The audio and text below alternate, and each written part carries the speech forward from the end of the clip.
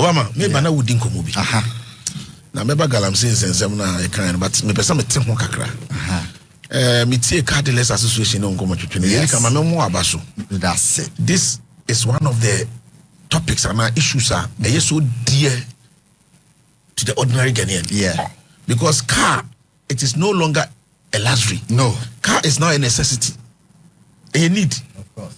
It's, any conversation be a beboa ama duty no abafom no. A beboa Ghana for. We take cardless now, they were making fantastic points. Yeah. But I am a Ghana for and for my Dr. Alhaji Mahmoud Bawumia.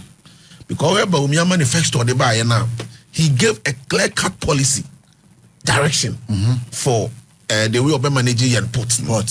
Now I'm duty na a flat rate. What you say? Nanka a day amunhare abre Ghana for. Yeah. But in the pado na ekoto abano Dr. Mahmoud Bawumia anya. That does not mean say abana wabano. You see, sometimes political party manifesto. Who say opponent and make propositions we are reasonable.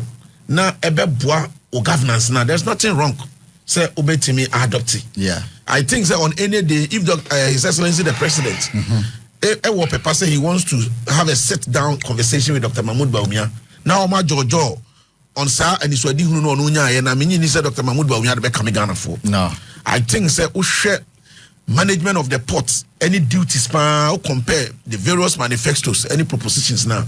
I think Dr. Alhaji Mahmoud Bawumia make clear policy direction. Yeah. Now ono wadi swadi hunuma pa na nkabe boa ama port duty ne sa hula balu yi nyina yede abafom. Omo make a lot of suggestions. So boy. Yeah. Omo kire say boss ahodo shippers authority and export promotion and Ghana Port and Harbour. Boss ahodo they are appealing to government. Say omo rep, omo representation. Yeah. So that because upe share cars a flame on buy about 90% of the cars a car dealers association for some FA. And sana Hyundai any other companies are almost brand new cars. Na Ghana ni padu do to brand new cars. Over that. Individuals cannot buy brand new cars. Only governments. Government, any companies. Companies the graduates are these multinationals. It's clearly in Obama mebo abaso. Na masreba you see Professor Jampo. On kwatena office one now. Na no kachi na no kachi now he has a responsibility. Serious one of course. So you should not go there and find comfort in luxury in the air conditioning, Land Cruiser, no one you did Sikani allowances. I can say no. But what would you do? So far, then why? Authority, say or non travel economy. Of a woman, one side, a buy car. Obama, or my engineer, when you need a petty Yamana Juma, a Jumana Diamano, no. A Jumana Diamano, and we expect him to deliver. Okay. You see, we will hold him accountable. Some of us, because I'm about office in okay. In fact, I thought that if you want to do reasonable assessment, when you have introduction of policies near the or realignment of offices, but I want to assure him, say we will hold him accountable. Into one set it up. Now, making sure so obey proper engagement and what the views. You see, Tambiano, you see solve problems. So we are always looking at the top class people. From a businessman, I can say for all professors, no doctors. David. No crime catch on. Momo Papa, Angel, Doctor quoting. Yeah. On your professor, on your doctor, but I mean, for somebody to succeed in business, no mean it's not easy. Yes, we can't cry, try to say it, or Katemi, but I hear Casaro Kate, you have for Transcendental. Yeah, topic in a kind of introduction. The partner said, this guy, David Galam say, oh, dear,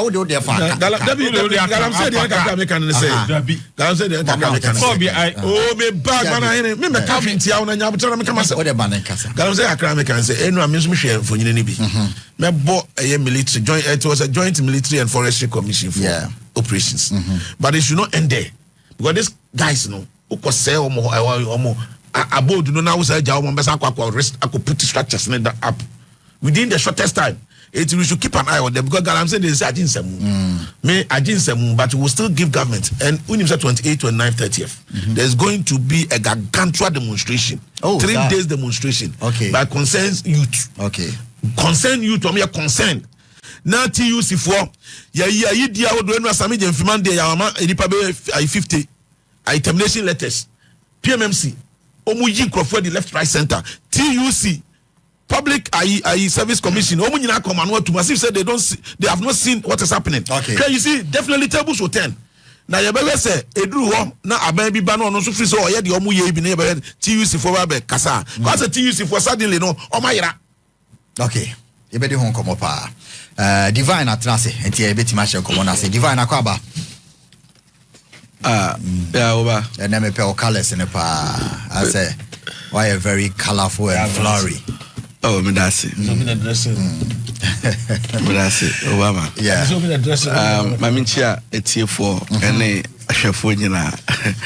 Obi send me message say I don't know macro bi aba minim dey to send me some message. Me say okasa o wie da de bia me ba. Nso o wie. Nti do ti. E was so beto your time no ye. O yes hi juba no ti. Na obi send me I'm the one say Bako Fako. Odabi o say I'm the one say ya. Don't be out here say obi send no party di nobody so obi send no message. More than 3 times I'm not here dey obi send no message. I mean baby and then obi send me message Bako Fako. Me kai yo ya. Obama unim ene mama no awon no so. Asam kese nyame. Amemu na yebu na ye kase politicians about political people. Yeah. Yentime mu for ne Ghana for nso no. Your responsibility. Okay. Enye bibia na ye dia akwa politician kon. Hwe unima observation ba kwa mehu. Yeah. Throughout the country, most of the time citizens they agitate for certain amenities and projects. Yen persuaso ni areas ahodrom. Yeah. Aban best shri ebe say sika any adaje e de yewia ni abandon such projects no. Na ye sanso ye de pe na ye sanso say niama. Hwe aban to meet sika e de kosi markets. Na okwabna ne say market no on use obe use pavement because ho no ton ade onye sika. Enemy bay unim say Madina stretch ni so. Okay, say mribi atwam no omo call demonstration ehye ties blocking roads so mu here food bridges. Food bridge, yeah. Unim say food bridges aye ho nyina se see ankrofo na jai use o Ghana no ankrofo jai food bridge use ema if food bridge no crowd Madina zongo junction se see omo de aye baby omo ton ade odu kanehia the same thing inti no yenya Ghana for den aban no yenya Ghana for den muna mo se mo pe ya food bridge na mamo tetegu ye unim se na first car bonkrofo e wo tetegu ami akwa food bridge almost food bridge ni si ho e wa omu yusu e na omo abandon omu gina si ho and then that is also causing artificial traffic. Yeah. Why are we doing this? Aden na sanema we koso to say utimi hu say yetumi e the dustbin esi honum se fa nura atum okwabna ne say there be dustbin ni manitua me ni nura ne beto form because yeti obi ka yesi urinal say ye use toilet facility obeko no okwabna ne jira dan nachi say onu de okwa person inframan fa ne to ho no ojina ho no I don't know why Ghana for see media me gidi say emredu say ye complaining about amemu ni se na menko ye nyina ne yankasa Ghana for ne so no yenso yem bi say ho say ye contribution to ben ye de aboa ma amemu ni oman ne koso accompany pempen so ebebo. Okay. Me da say ene de em said de mo kan kura nke enjoy topics no kura ne discuss was why nationalistic me my nationalistic me some be nationalistic dana we enkasa yo ho enche ene your first topic ni enkasa ho enche bebre boko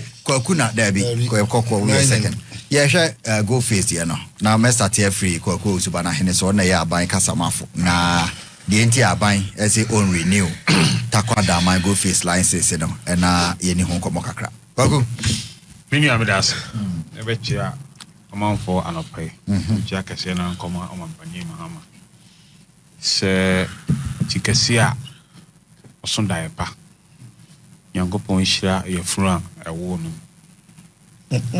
se enhye pa o shama Ghana research agenda no ebi kan obia ene say ye levy afi ho no mo krobia ene osini trase utimi sende momo be 10 people ayen jenehwe As canning na gulukotokum.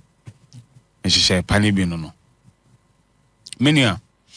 And Kakano, Nanka, yesi cocoa, and the mainstay of our economy. Yeah. Then the NPP, by Omabeku, the cocoa sector. In fact, John Mahama Efi Power 2017, Ujaya 960,000 tons of cocoa. Na NPP Ebe Fisono, Omujaya 480,000 tons. From 90,000 about 480,000. Cocoa. And now I might go face for an equi. Meba. Amma eka abedaho. Over 30 billion cocoa board a kankwa waba ago. Na mini adi enchi na American way. Last year alone, gold. Emma omai $7 billion. In fact, cocoa syndicated loan yakojia akos raya 2 billion. Yeah. Last year, crowd 500 million. Yeah, 500 million, 700, 1.5. Yeah. You understand? It is a gold to my $7 billion a year. Then you never see a day. You may any call gold. And not in our PMMC. They say I am a gold board. Yeah, ma gold for near almost yet. Sa industry a union in players and a barber shessa board on us. So that's it. Ama local content amount for no Ghana no to gold no just a toma gold board chance a cocoa board won't you mean koto cocoa ever crash it now export to wadi o try was say a cocoa board sana gold board concept and they are controlled cocoa board they no cocoa trade in they are controlled and tina mo de gold board swaba sa okay na menua yet your mamu ha na obi free baby ba aseme to gold Oto gold no a ube ho a ship to Dubai no ship to Europe okwa sika no nyeden e ma back biom na waja sika no wo ho etubo hu se yebeka se afi oman no growth no e drew say gold and a boy e ma e growth no e drew say but sika ni oman nim enti aban ne se what be high me dan Mama 30 years. What did you want me to say, you know, 30 years now, so me say me nyadai, me mfa dan nyadai, and high will be up. Say you sign agreement with this multinational as well. Ye technology transfer. Say local content, you appointing Crawford, uno mo be juma. Good.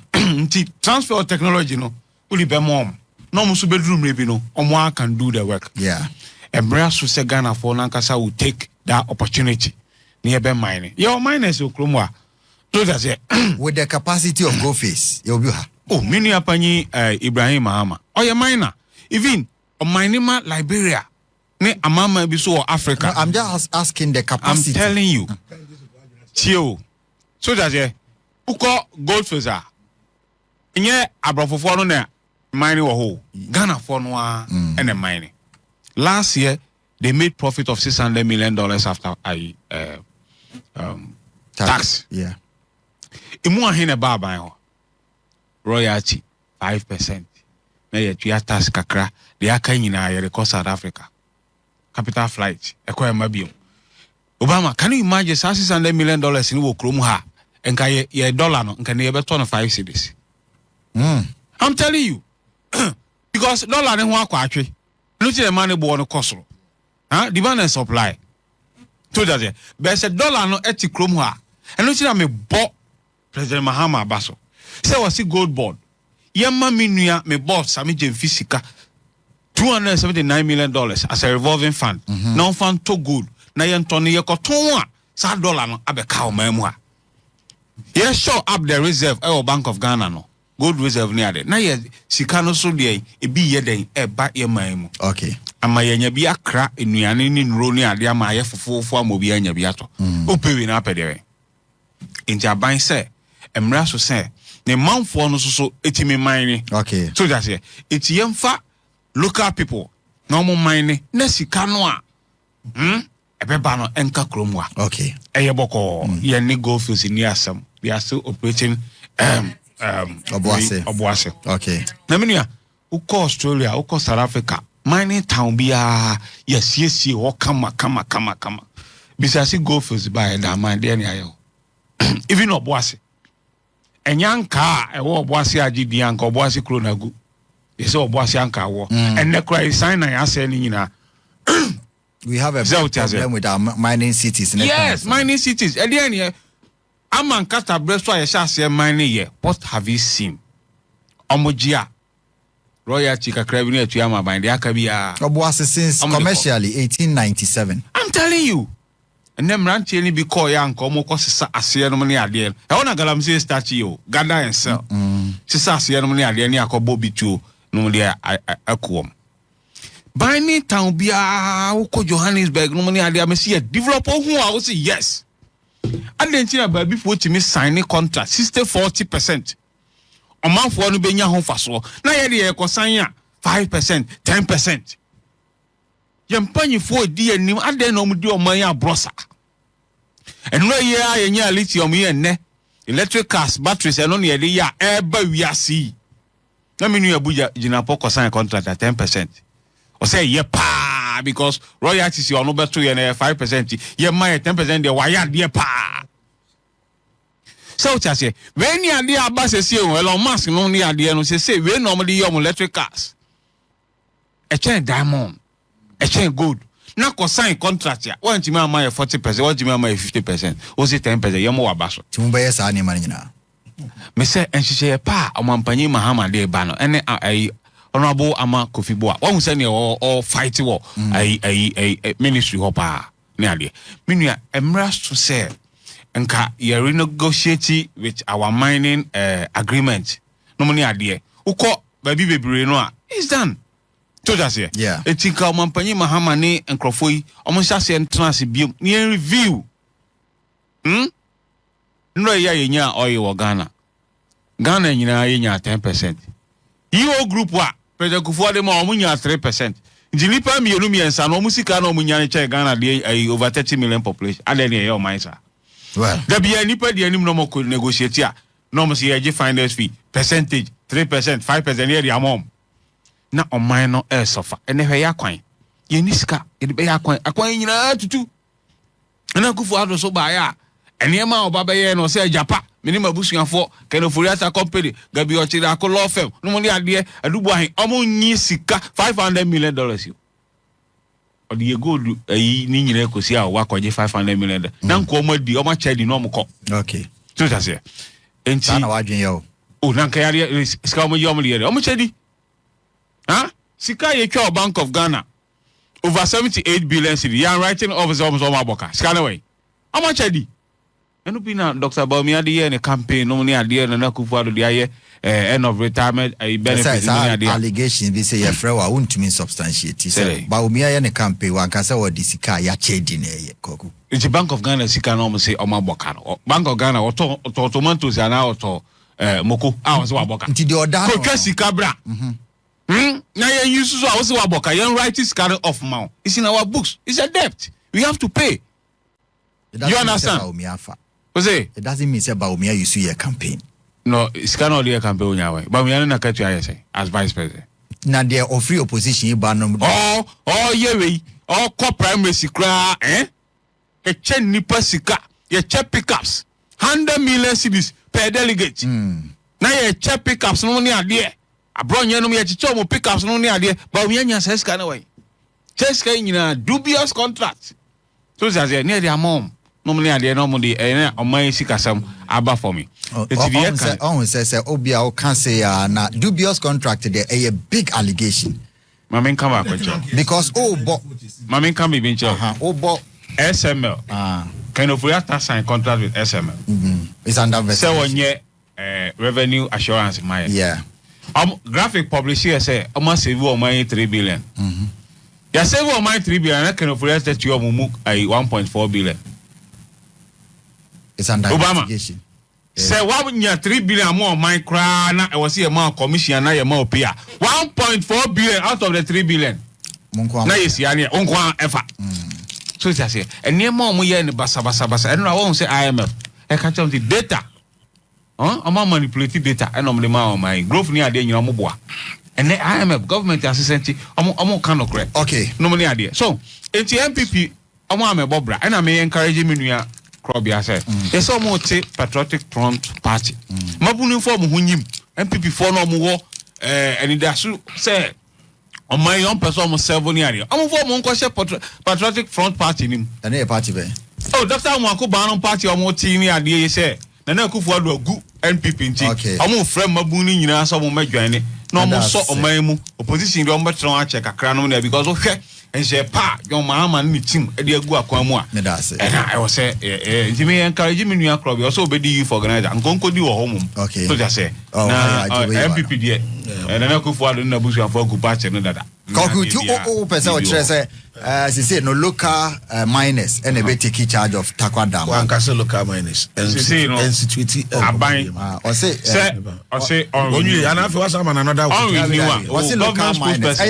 news government spokesperson say any foreign company dey local miners now we are timekeeper I am a time and I am a time are you from do you know they are doing so Krobia George Krobia you see Obama Ghana for suspicion and na hina confirm it. Ono na numtum said say ye pamo mining companies and ye mining sector na extractive industry no. I mean our suspicion any crofobia consensus and was it appears as a or my penny any opportunity buy no. Near no person or ye emre bi atwam na or dey 80% both sides. And you know, any both sides, no. Kode mani nuano. One timi anye, and when your opportunity abano. The Obana Hina Kassi Abo Ibrahim Mohammedino. Kame, Ibrahim, you're one person I have so much respect for. Because to be a successful business person, it's not easy. Some of us wish maybe trying near doom level. No, it's me personally, I don't like bastardizing them. But with the statement, Banahini, I'm making an opayabo Ibrahim Mohammedino. It's a clear confirmation. Say encrophobia suspicion no no correct. Okay. Before some no pay I intercepted this social media information CB. Say and opinion I aboni dia on a year in charge of Saddiq Ghana Aluminium Integrated. Yeah. It's engineers and planners. According to that information, I'm intercepting allegedly. Yes, on an director of legal affairs.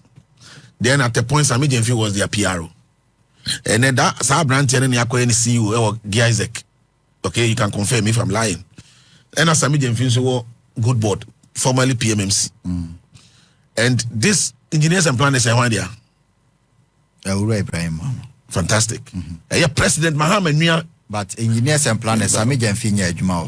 Well, so that means that information is accurate. Send your PR on accurate. Not or your PR the exton cubic. Okay, no see a company. A company. Mr. No see a company be a winura and a company say. Ibrahim about now the Ususa Waka. Or your shareholder to meet owner. I didn't even say Dr. Kokwas India. It's a company is a company. I'm not here to bastardize anybody's company. No, but Minerals Commission may build exonerate. Until I'm perceiving make a point to say so my point I'm making no, but at the end of the day, yes, we gather information and then we come and share. Yeah. And I'm making will say it looks appears a Ghana for suspicion say gradually no aban we oteso am age extractive sector ni nyina de ama ni nua no ye no kore hwe last week was the last 2 weeks and Mr. Ibrahim Mahama any China for growth bi me hu say o makọ launch ade bi say Chinese miners association una waboni din tina me say our capacity as a miner ni din aka me make am kai dai Obama dey be say local say you betimi ayana Obama why me say question and I'm say yes or the capacity to mine if equipment near there if you miners ni be behind equipment now you were talking about the capacity say local miners do they have the capacity to do large scale mining. Ibrahim. He's the only person on boy. Fantastic. It was that means say one man about your topic as saying. Now, why are you against that? Me money din cancer money bia. Me money din in relation to Ghana for Guinea. Say now you are confirming the suspicion of Ghanaians. Say as an extractive sector no. aban epese omo capture near the ma ankrankre bi Ghana for nyina nim and I make some emphasis say just about weeks ago the same person who ban ahenebo ni dina any China for a yen nyina ya dia tum say ene abibimam especially Ghana China for AD and Sasinya AD and forest reserve nya because of galamsey sa papa bo ni dia ban ahenebo ni dia ne China for ya ko launch China Miners Association dia ben dia China Ghana agreement this that is they say they Ghana for you say kojo to Ghana for you say kojo to yawo meaning say no dia na ya adwene ye no ya ba mu but yen kasa we are watching say some me say gold board and gold board na aba no unim ye bompa ye say e be produce a desired resource or outcome. Okay. And this the danger is that and Crawford be smuggle gold in kakran na etu no kroma no. E the accord other countries. While we are Ghana within the shortest time we will be losing our position as the leading gold production country. Why would they do that? Why would they do that? Cocoa, why would they smuggle cocoa? But the scale because of the price. Why would they smuggle cocoa? Now price at Bank of Ghana they ma gold. And you see the gold board and its arrangements ni nyina no part of Dr. Alhaji Mahmoud Bawumia ni swedi hu kese na akofa ba good for oil policy. You kofa good for oil policy by NDC for tena kroma bastardize Dr. Mahamadou Bawumia. They call him names dinatem and they have found wisdom. Say asomai no oman bia Obama apeja ne hu sikasem mu no oman no e de precious minerals and a show up the currency. What did they mention? Yeah. Oman bia UK all the developed countries reserves amount of gold on society reserve no eboa ma currency no in times of difficulties no it me eboa e support it Etiera Mahmoud Bawumia nya sa ni swadi hu that was the thinking obi am frame it that was the thinking wo de ano kwato nchan anya me phone na yesa wo de ano kwato nchan ya menua ya hwe amount of money about $400 million and every month bi an Obama e was asoma ye raise na ye de kwa krafango e de ba okay meanwhile omo de fango no so epe precious minerals epe gold no yes etina Dr. Mahamadou Bawumia adwen kese Abrantia no nyamfo anyame ehira no ekofa asa ni so adi hunu kese ne yeden e de baaye mudi na tema banabama mu and you have found wisdom we don't have a problem we will support you NPP will continue to provide responsible opposition ya me yamudi ani bi and anu ya health minister Kwabra Minta Akando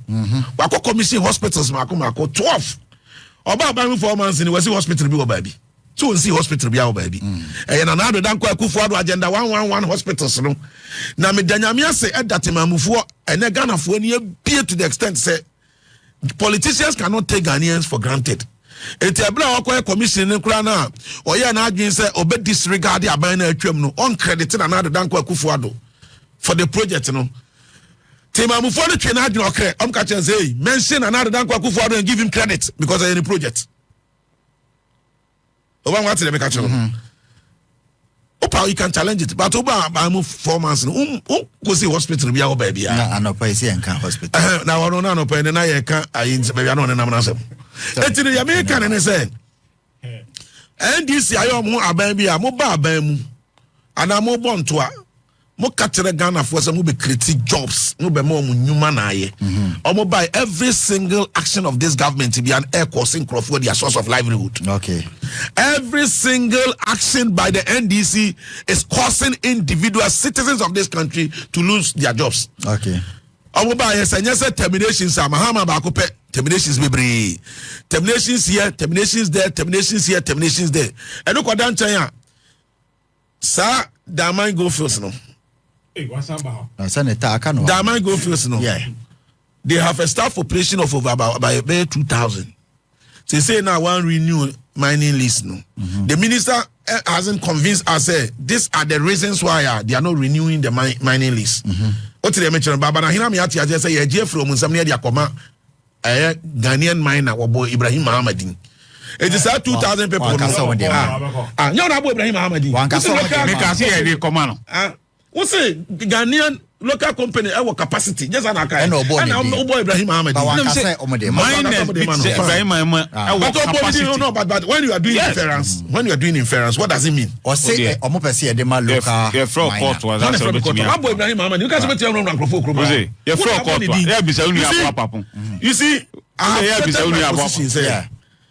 Obi Juma company wa our Ghana for about 2,000 people.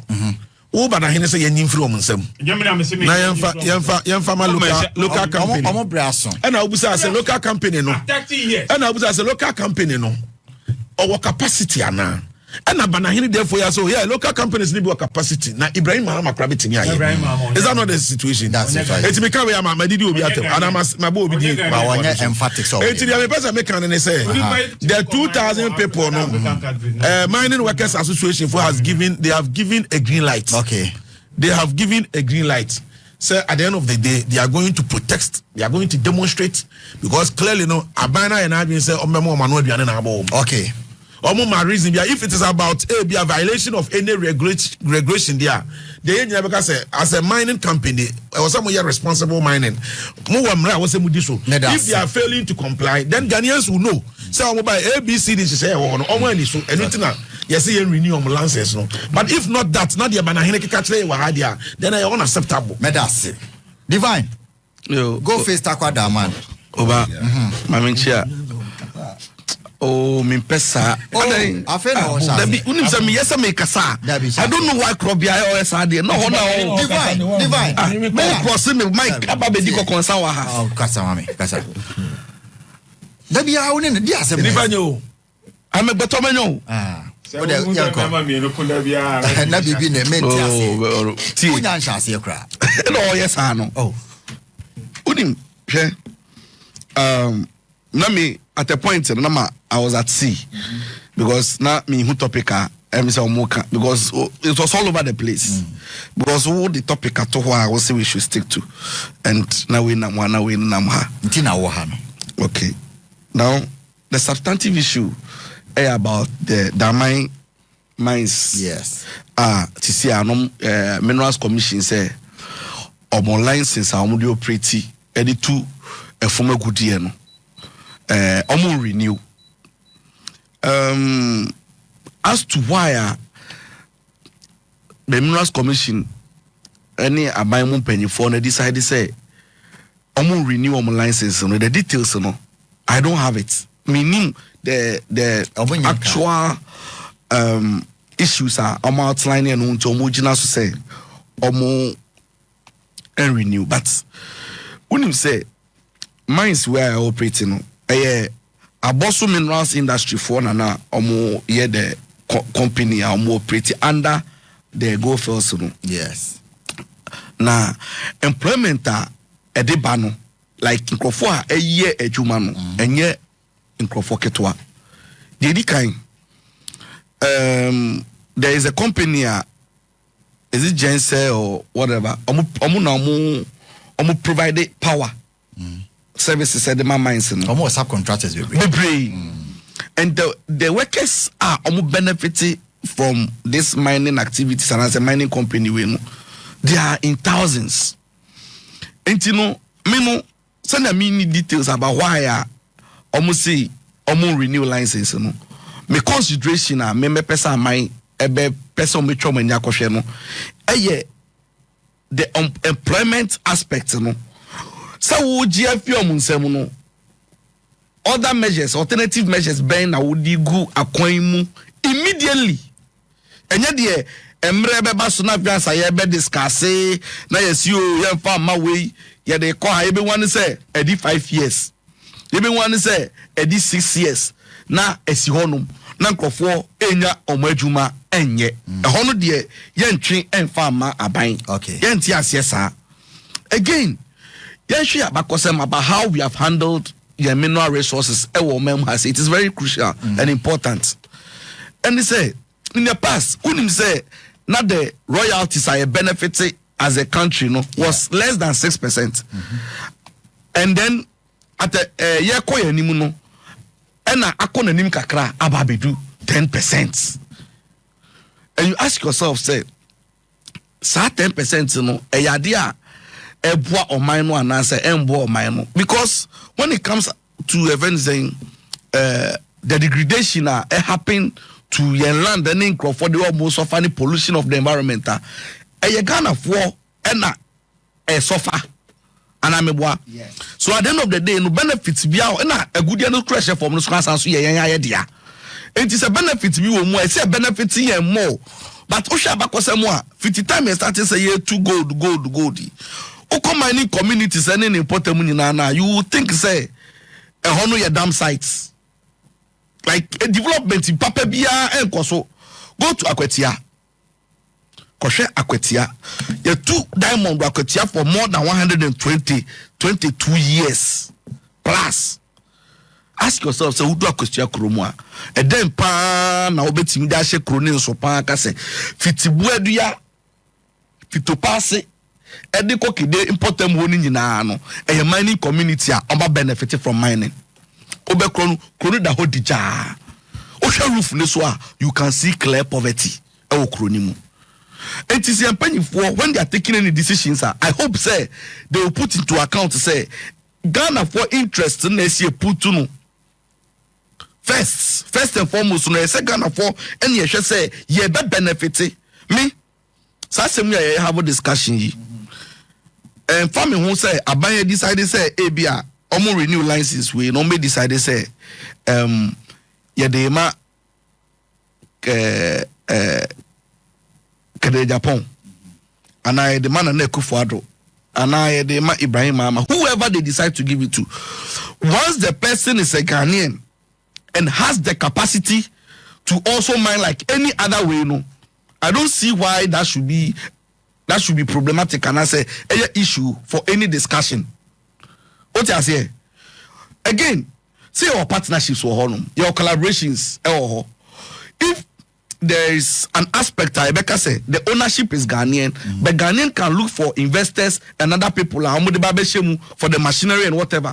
Now at the end of the day, we know that it is a Ghanaian that is controlling the resources.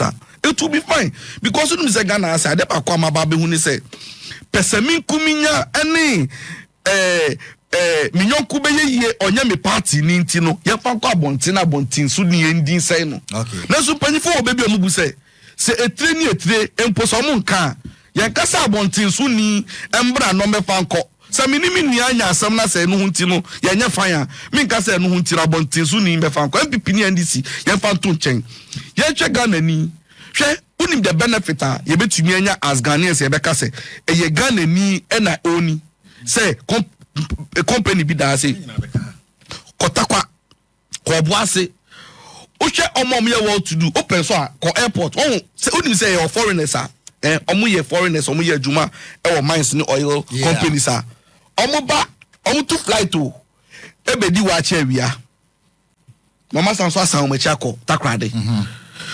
If you go and see the luxurious lifestyle omo have ya and then say ye Ghana ni na say amanonini dia ma papa ni nyina no se Ghana ni bi betumi benefit wo ho na e beboa ya ye ma Ghana ni so nya bi me no sometimes no bi won no ma etumi hwe se unze ebi won no amete esi na me nua krobia me ni no na mo opportunity bi ba ne side na me see there bi because esa krobia bi ye dia ba be flex me or the flex wa na ye den etunim se nipa boni ni Ghana ni adwin boni ni be go fa Togo ni na Togo ni aba be fa de ko ne krom because ni nua no ne ti no person be yie yaka wa nyina awiese enfama me enfama Ghana ni enfama obi no de me patient ase bi onso no ne se Ghana ni nso na de be hye wo nsa no wonso no ese se wonso ye niama ne yie na Ghana for so benefit ubekai onse na mini akro bi aka se bi se Mahama pese onfa mines no enfama Ibrahim Mahama. Whatever it is, me, I hold the position. Say, Matthias, Odemeba. Whatever it is, say Mahama, decide say, Odema neba, Odema Lodina, Odebema newofa, ananina nampu. Na say ya dia more capacity. Na so mbetiba ya juma na mfa so beba so a. I have no problem. Because the challenge is Unimgeta minia Krobian why a bit agitated kakra no say be a call family and friends was side. It's because of what you have experienced with the SWA government. Now Nekufado ebaye. Nobody had a problem with him appointing Ken Ofori-Atta, the family member say, on managing and finances, despite the fact that he had a personal interest in the sector. Yes, farmer papa no, and we felt say no capacity because based on the acumen, no experience, yes, your financial background to be managing. So we didn't have any problem with Ken Ofori-Atta managing. Yeah. But what happened? Nipani ni senior buyer or be managing sector no. Yes, here farmer efieni. By the man efieni no Ken Ofori-Atta no. Look at the mess of course here to the financial sector. Look at the kind of problems our creating a CIA, the economic quagmire as a country here comes this year.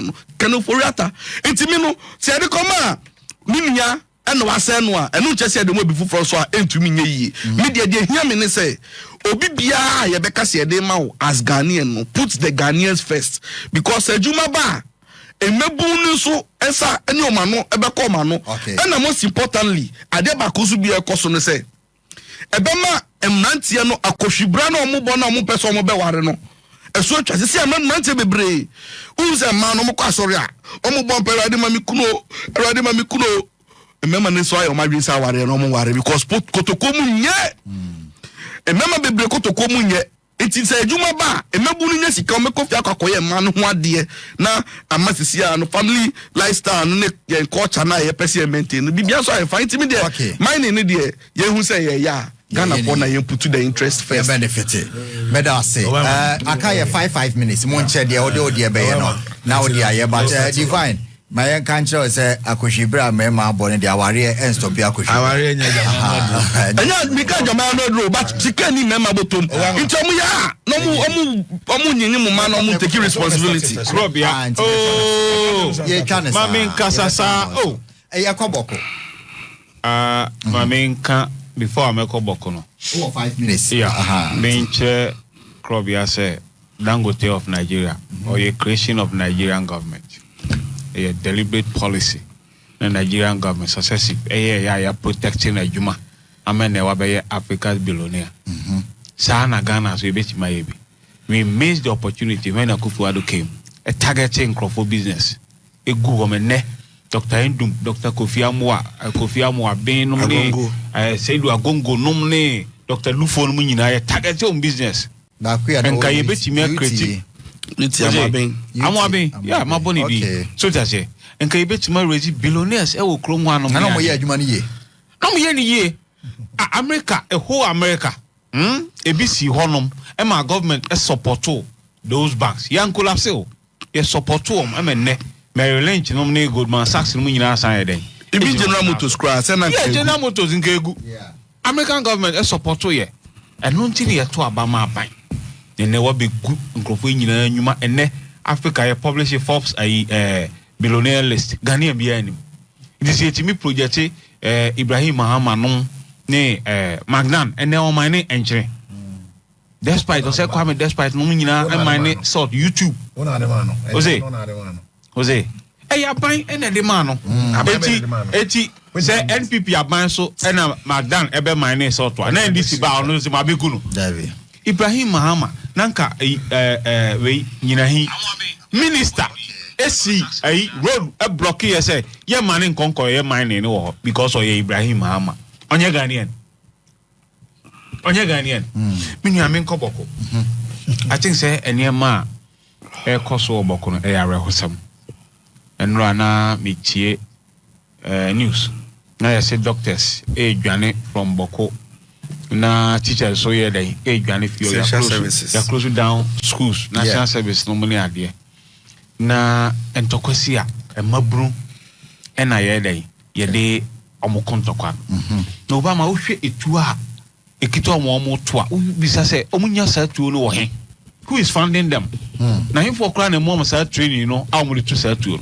Me tie am AK-47 ya me hu ba bi kura me press ya meto no be sophisticated weapons we kita emabun ya omo to na no police ahene ekọ ho no ma his car was shot at IGP scow police commissioner wo nifie yahye no MPP yahye adjoining a constituency MPP yahye. What is going on? What do the people want? Etube hu se sika oman ka wo se call development wo ho no oma kwan omu rural electrification mo ne ade ne ye be say sika na e wo security ahobambo meboa na development kachi babu be wasting time akontokwa no ne ade time e wo so di sua ade ko school man abrabo tumpon time e wo so di sua trade bi ne ade ode kontokwa ade so ye chieftaincy. So that's it. Ebi kro ho akonwa wo kra de ye fa enipa 100 kra enlu so dan wa benya bia di onfa ho ba bia na nso obekokko entokwa ne ade eno na medi ehun yawo se enipa omoma the president the security pass to go to Bokono. I think say oman try and company life it was in danger. Yeah, because we IGP kra aka ye ko tutu obo mu a na ye ma omanpanyi security pass e ma ne call honum. I think say anya de so na security briefing the more omanpanyi every day no sebe e wo so omoma omani edan e ko ho. You see two for starting mediation process. Yeah, we afraid two factions no e wo manhia so mo me trans no me ade omo nyina agi atum say ombeden ombeko na ko amama bi so a entoko baby be site South Africa because of apartheid bruni bebre no anko school intendei omo nya adwuma nye e crimes e no de yeden edididi we change da komo akrobia go chain no ate se sebe oba akra no open nada rape put us here because omonye employable, they don't have any skills. Yeah. It is a mabru ube we still time e wo bokunto kwa ho na e bedroom ribia e wo se wa brabo adu ni pick e wo se o set your family no money ade na wuni ensa no adwuma ana certificate ade be adwuma we still time le nyina e wo na be ko etiaw eti minua bokofo mabru se mo hwe me anopa yi a ye set to nsayam. Okay, sento kwa na eye conflict must end somewhere.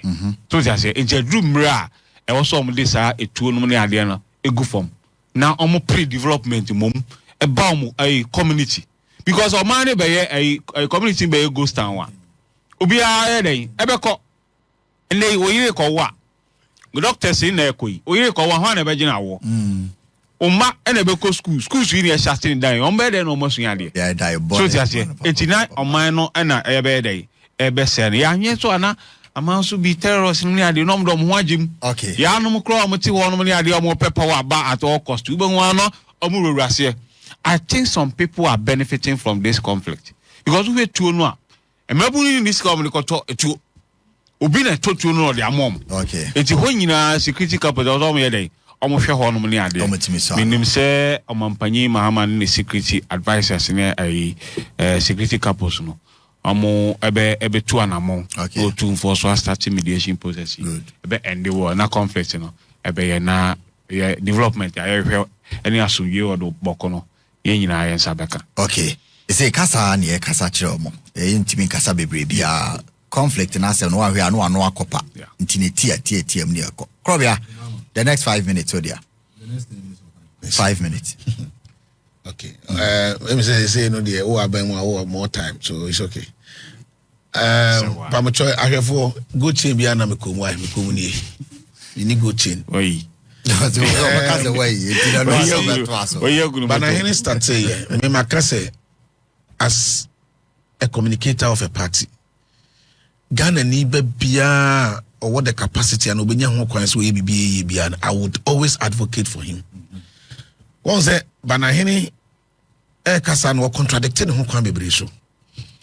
Since when ana aban ana political party amanyoko ben na wo Ghana ha omye noted for say yen good local industries.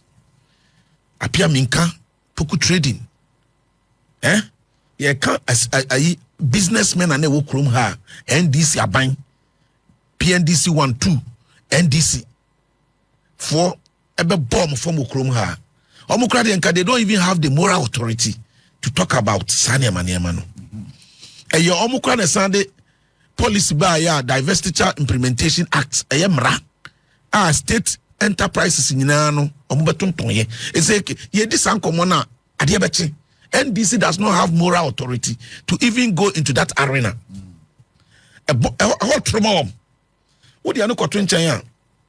I am not against anything. I have said here, and I maintain that I have so much respect for Mr. Ibrahim Mahama, because as a businessman, it's not easy to be able to succeed in business to that level. It's not easy. But so Banahene cannot sit and do mischief. The American say, if somebody BB mano, it must pass through proper procedure. Nobody has any qualms with it. Okay. But let me tell you, what is good for the goose must be good for the ganders. At a point, Hansol Mining was the biggest local mining company in this country. To media. I'm going to say Hansol Mining excavators, NDC Mahama first time. Hansol Mining. Excavators, almost seen the chrome, say, Chama to me do Ghana ni only onye nipa. Please. Manekasa. Shut up, Manekasa. Shut up. Oh, why can on this? Mr. Let's respect the viewers. Also, we mean don't go there. Chama to me okoto de anebodwe ye nyanchere de yemfa ba amono. Hansol Mining was the biggest local mining company at that time. Almost nipa no ma from no free Togo. No more free Benin, no more free Burkina Faso. Their own country. No, I don't want to take ones and obey Boko. Okay, what time? Oh, Ghana, Charlie Obama. What damn no to ye power. This I say, what time no go so. Ana, time ben aso. Ghana for game. Me start him akasa here time aso. Oh, kasa nyana me prompt you say. Are we doing 10 minutes? Me time on so here. I don't come man Ivan kasa. 5:52. No way, come man Ivan kasa. Time ye nyina wa. Onko na request. But no crepa say unti mbu kasa mo. Kasa keke. Because Ivan kasa what time? Kasa here from amini amini we na moderate me kan keke ne minti. And the American say. The American say mini adam. What was wrong yesterday cannot be right today. Of course. Na medimanu say Banahene betra integrity is very important. Nti okay kanin sama ya won hwe na won set records ni straight. O emi then boko. Ene NDC ntimi nka boko nkomo ni bi because omo na amya beduru ba bia yaduri. Oh. I can let me explain actually. Yo. To the extent to say boko ntokwa ne chance no na ehu hia se de be ya amanyosem. Minya, anything that has to do with human's life, His Excellency the President now, then the candidates. I didn't say no one can. Or say, Boko anytime NDC is in government. There's peace in Boko. NDC fra by Mupa, na Boko attention flare up. Some statement to make which political party is in government. Ghanaians are asking that question. Which political party is in government? Why is there no peace at Boko? You see, we are talking about two groups. At the end, is so sensitive to the extent say IGP, police sangene. A crack or a mabuno at 2 bonnicum. And then a police for Johnny Omonsu Gujem. Meaning when your videos be a share. A tour to say the Osha war movie. And then nurses for Johnny, doctors in Johnny, and ma, and the Mofra, and Mabru, and a desire of productive human resource, and you wasting no. I will not come and sit here and do politics with it. It will not make sense. But you ever see that politicians say, "Oh, when you're careful, and do you know why they are banning MPs, political health, or no? It's because assurance. I can't say much wrong. But I'm 2 million yet to about maybe at NPP 0. Why? Because of NDC 0. Because some people also put up a certain conduct and yet wrong is wrong. Okay. To the American must learn some lessons. So we should not capitalize on every situation, especially when it is too sensitive for political expediency. Okay. Mesre Otikoko Nana Otumfo His Royal Majesty King Solomon of our time. Nana Onkwaso. Yeah. And ne Nana Nkasa Nana Bamwa ebeye ye. Otumfo Bamwa ebeden ebeye ye. And ne Otumfo Otikoko so Nkasa atuni na yesi asem ne so. Waton safra afano. Ni nyansa nyame dia dom no na wote homa oman konkro Ghana every situation bia oman be komu a edem na amanyofo ntimi so obu bia no. so to for bamwa ebe ye etiane na abam media na mayam hye ne se na ntutu na monko boko but ene krata na me here makoma to me because ene na ansana me ntimi na me te se na abam na me free se otumfo to ma ye nyina me Ashanti ni prekope atimfo ye nyina ya Asantefo etina na ese watonsa from so momra man hye fikesi mu mesra fani afa no say war is never an option. Good. War is never an option. Thank you. Amicable solution in peace, the peaceful George Crop be Asante. Fantastic. Aha. Only time we are Divine. Only time we are Divine. Divine time.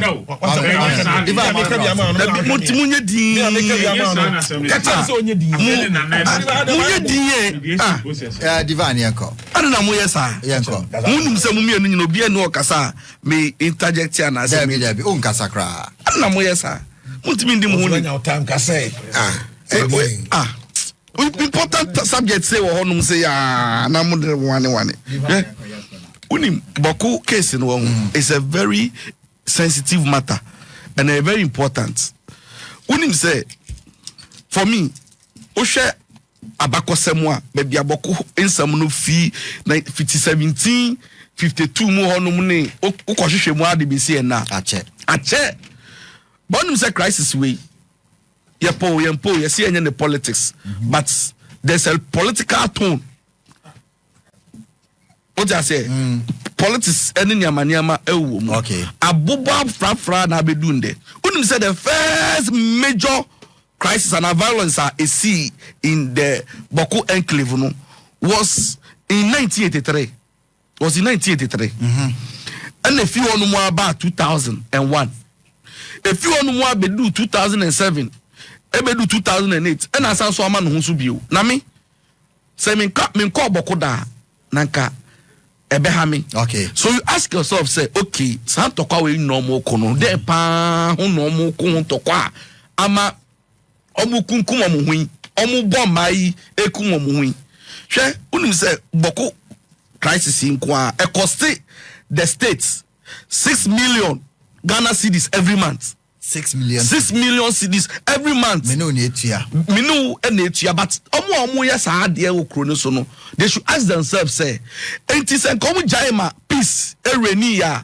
Sasika we enti to university schools. Yet to even oma kwani ye. When you go to Boku kro no mu a, minim ade okro nim. And that kind of chieftaincy a omu ko nim, chieftaincy overlording the keka won. Hwe unim say emebunu na omokun tokwa bebre no onu mu abakosem ne history ni bebre onu mu krampo na they don't even know the history. Oma just say they have just jumped on and omo so ma te say omo papa ne omo maame mu no omo won tokwa and omo aba begina mu no omo so say omekun tokwa. Why? O papa ntokwa ye ntokwa. Right. Wona na ntokwa ye ntokwa. Mimiti ye se sabi o me papa ana mabusu ni bia kwa bibi na se nam ne kwan so am dan sorry keke so no bi wa asabunti na da achi bi me san so ne ba kokon tokwa. I think say the youth no mebu na kasa na omo afa san tokwa we kasa che omo agina mu no omo mpa omo ma dia besen ko no enko na omo hwe ko me paso me protect the peace of omo kro no na ma development abaso. Because we look at say 25 years ago, send a bokoto ne sa na hote. Asai kra. Omo ko school nya school nko. Nti oba no den obeba beye. Opeso me kaye wa. Se see a free education ya, ye see abeye obi a benefit bi. You know that omo hono men koso ho no because school no kra no. Teacher ni nko no akochina de ho. Banks operate ho. So why would you want to do this to yourselves? Wapra the people you are fighting for, the so-called overlords no. See, when you even give it to them, they do nothing for you. Divine. Maybe who there? You fancy? They see. Boku ne dia o kan akra na wajai. Na oba. Nyame adoma. Me di manu si no sasem we. Ama maka asem bi. 30 seconds. I will also want to go after politicians na big men no mufi no for no. Oba. Cause I'm free place, but not for your big. Northern sector. Share. Andra, I took time to read Daily Graphic from 1957. O check records ah. Would say enkrofo edi post pa wo Ghana ha say more than 55% of them are people from the northern extraction. You ask yourself, say, are they no ba omunya opportunity omunya education free omunya opportunity no. Do you know say the little chance omanya no omunya chance back they don't want to go back again. Development da ka say nyina ha no si no osika ha no de ko klo no mu na fi ho no mu na ka say di development ko ho no fa nko matwa machi. That is why some of these things no ekoko so a bone ekoso no meda say divine nyame adoma mugabe osi we muga yes me say amampanyi mahama ne na ban initiative bi kwa business forum Easter year by na kufu alubedi 8 years afibia ne ne di Easter wo ma soja for be block road but one support to kwa businessmen be amampanyi mahama say opasi create sa opportunity ma kwa for so the kwa for the aban juma onum say ye nyebi ye de ne ade ton ya traders Because BB koso. Yes, Easter Saturday. Kwa business forum. Abai ye baba so business asene. Na ye nya bibia kitane ye dia straight ye nyuma mu ne bie no ya de. Osa afibia ye ba so nipa ni bia asene. Nje nkonkosi 4 years ya. President Mahama abai be end ne say over 40 people. Yeah, so Obama obi the message amam say me fama banahene hana bibi say me kan kira o say eyi opedwuma na isi awo aban mu de. So to me and me was say na bibi say me